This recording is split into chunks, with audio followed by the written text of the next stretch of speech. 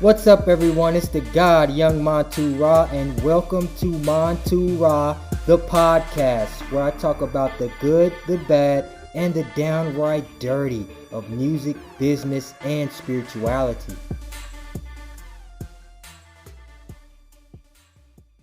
What's up, my gods and goddesses? And we are back with another episode of Montu-Ra, the podcast, episode 13. The Dark Side of Spirituality, Part 1. Been wanting to drop this for a minute, but we're going to get right into it. I'm going straight off the cuff. I'm not holding anything back, but this is Part 1, so we're going to have multiple sections on this. And I know I talked briefly in my intro about my spiritual awakening and my spiritual process and different things like that, but I feel like I need to talk more about the dark side, in a sense, not necessarily the bad side, but it's a lot of things that when we talk spirituality, that everything is so happy and glorious and everything's so perfect. And those are the kind of things we see promoted a lot with a lot of different meditations, a lot of quotes, a lot of yoga, a lot of spiritual gurus and teachers and things like that. And all that is very important, and I dive deep in a lot of that as well. But I think that all comes with it at some point. But when we're really talking about awakening our soul, awakening to another consciousness, we cannot bypass the dark side of it. We cannot bypass anything that makes us think like, what the hell am I doing? Why am I here? And when we start asking those questions, all hell breaks loose in our mental. And that is when I think we start to seek and want to find answers.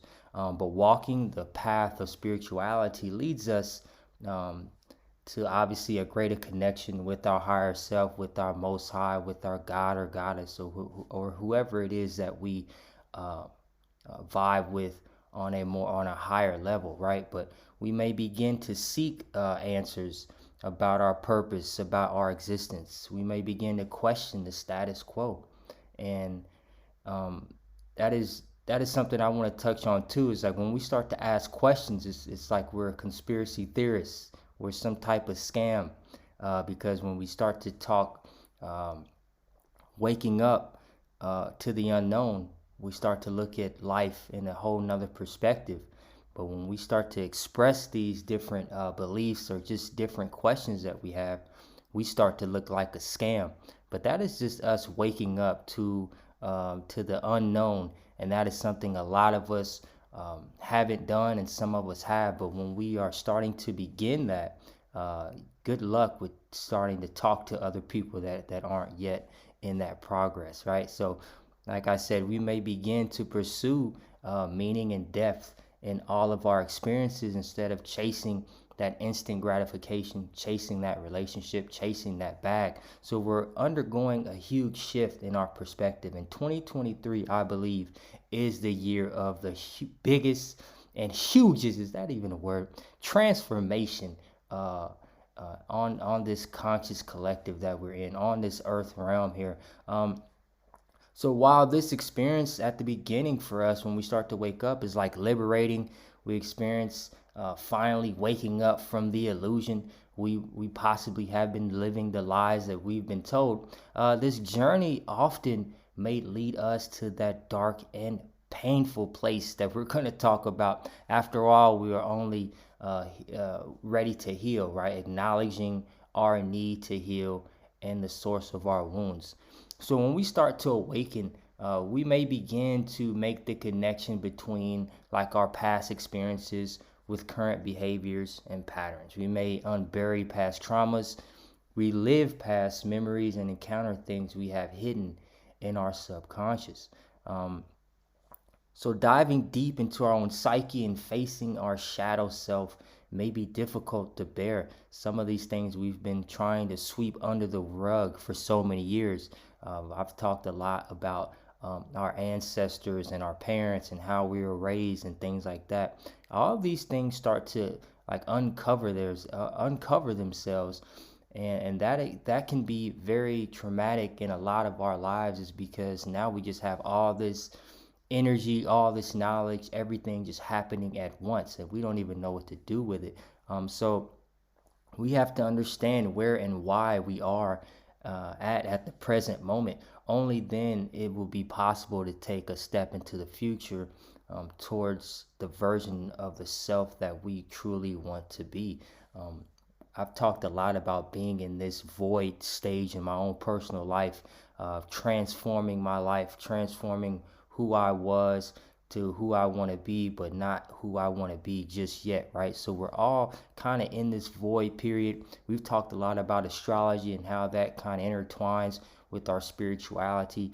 But I do think with the planets being retrograde and a lot of different things happening just on the just astrologically, it's one of those things that I do think a lot of us are going down these rabbit holes, especially this year, especially what has happened the past few years.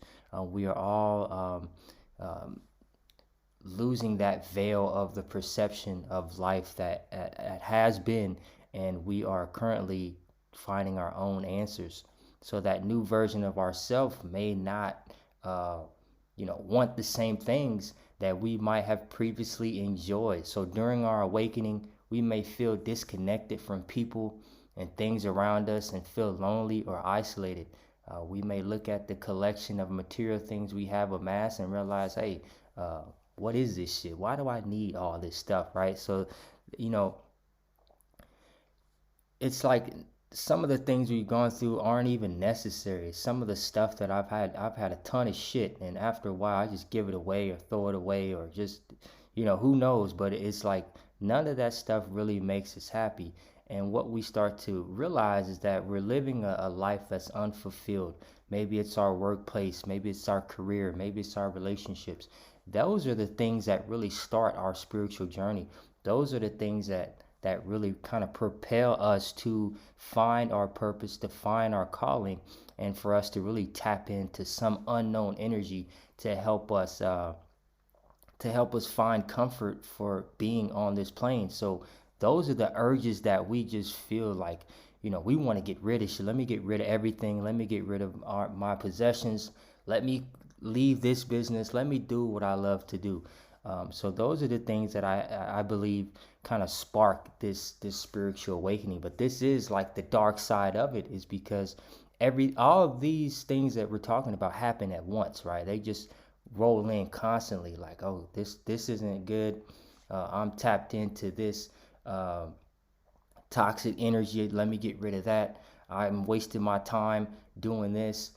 These are the choices that kind of happen all at once, but we have no choice but to let go of those paradigms and that conditioning of who we think we are and surrender to the unknown. Remember, the unknown is it's very scary in the sense of what is known. Like, we already know what we're going to get out of whatever situation we're in, right? But the unknown, taking that leap of faith, that is something that's very terrifying, but at the same time, we have to take that plunge, right? So when we awaken to our true nature, the ego really faces a state of death and tries everything in its power to maintain that status quo. And that status quo is ourself, our own ideals, the way we were taught, the way we were raised.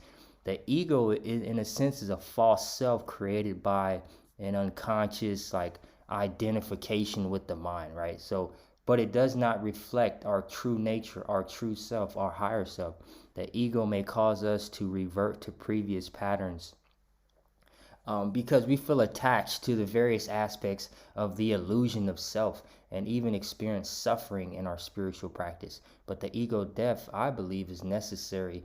It's like a rite of passage, really, for us to realize we are an infinite soul, we are one consciousness.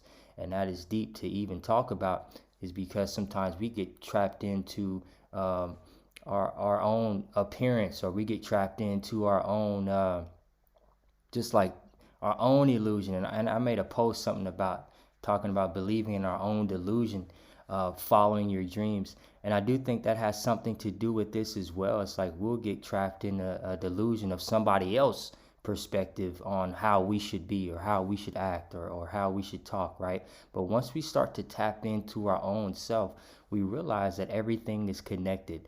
We are all one consciousness. It's not about race. It's not about color. It's not about gender. It's not about our political beliefs and all that type of shit. That's just something to get us all disconnected from one another. That's just a mechanism. That's that Hegelian dialect that'll help us and force us to actually be more separated. And I do think that is something that's very important when we're talking about spirituality, is because it's like that dark side is waking up and people not understanding you. And I've been through that, and a lot of other spiritual people, we've all been through that, trying to tell people truth and they're not going to hear it, is because they're not on the same frequency. They're not on the same vibration in a sense of speaking your truth. But then it's like, what are you talking about? You sound like a scam, right? So that is something that people going through this, we aren't going to be understood. They aren't going to understand us, is because we're all at different levels of our spiritual awakening. But while we're going through this like awkward process of self-realization, self-actualization, we are forming a new perception that is entirely different from our conditioned worldview. Like I said, good luck telling people about your spiritual awakening. I went through that and I found out the hard way. Don't do what I did, right? But at the same time, life is a bit different.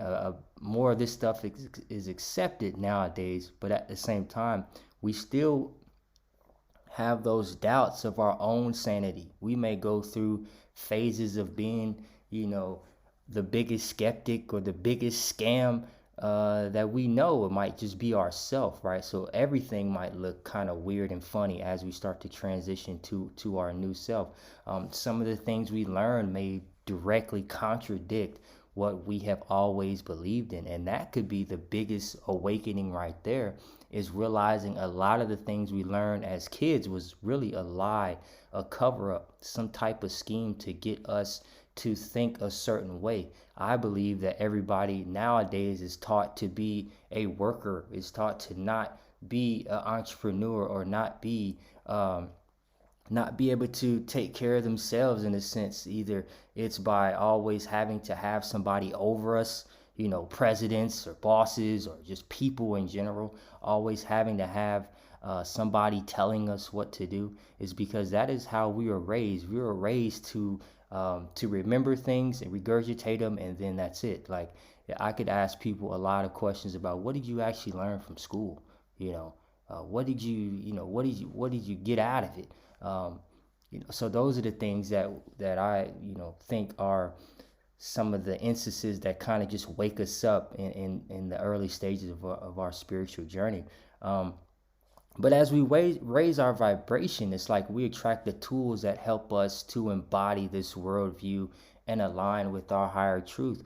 We realize that we are the creators of our own reality, and no matter how deep or dark the journey is, we actually carry the light within us.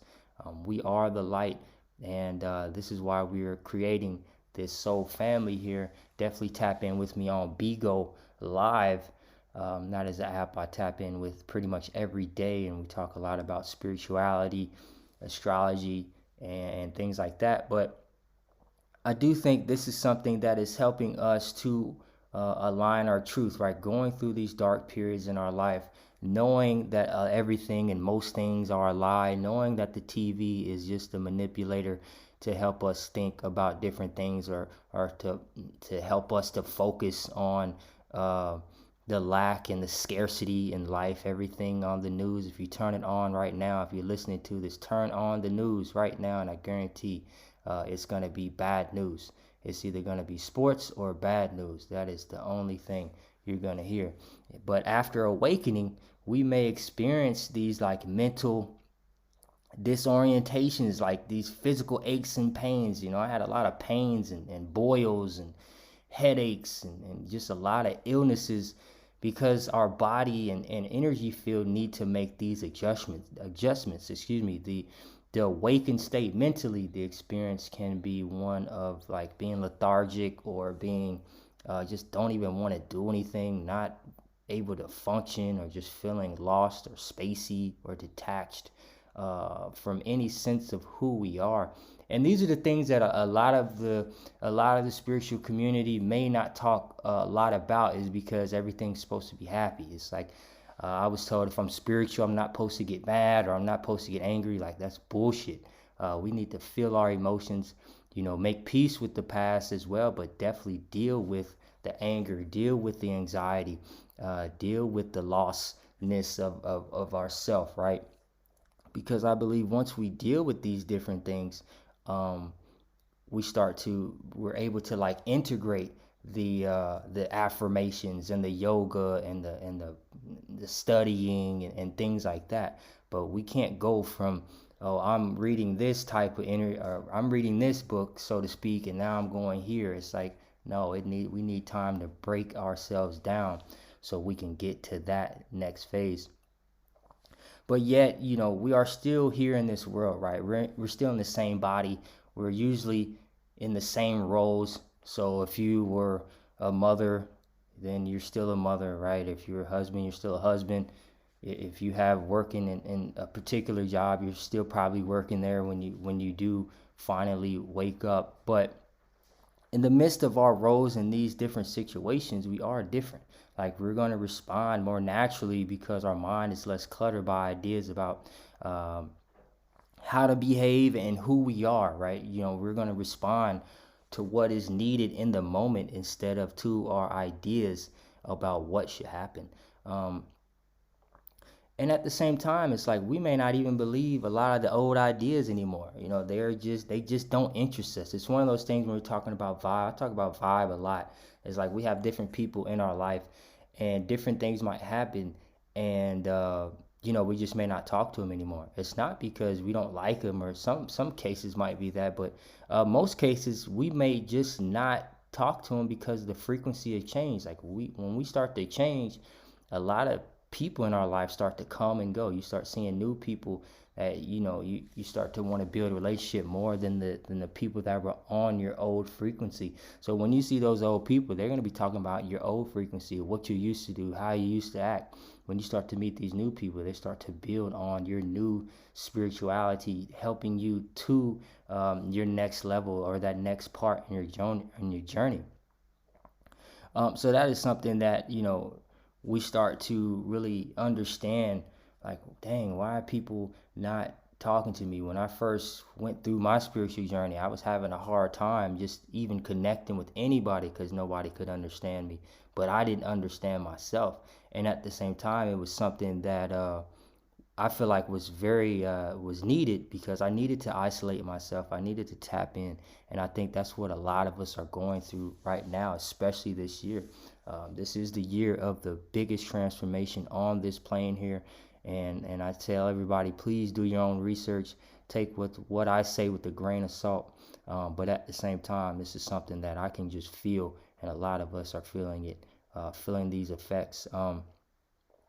But now that we see that our thinking has never, been anything but like potent or impotent even, and that to me has never been anything but another flimsy idea that has no reality in our life, right? So sometimes we just think like, man, the world is just fucked up, right? When we start really waking up and understanding, and then I think what happens when we start talking about more of the dark side of it, it's like then we start to get depressed in a lot of these situations because we can't change the world, and we know the world is fucked.